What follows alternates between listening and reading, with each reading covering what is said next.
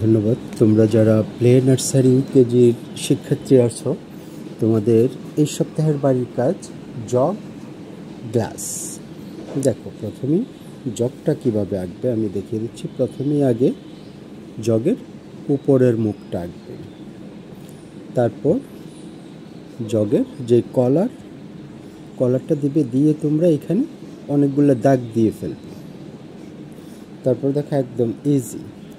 তারপর এই জায়গা থেকে ঘুরিয়ে এখানে লাগাও, এই পাশ থেকে ঘুরিয়ে এই পাশে, ব্যাস।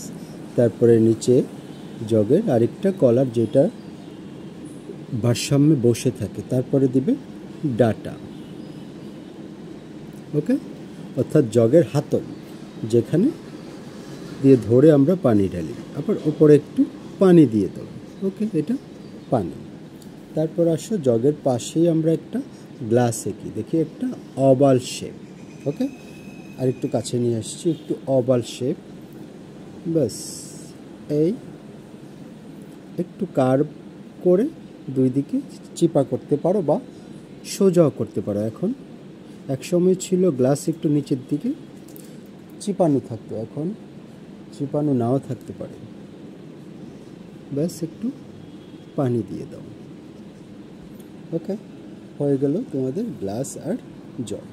আমি একটু আবার ওপর থেকে দেখাচ্ছি। এই হলো তোমাদের গ্লাস আর জগ।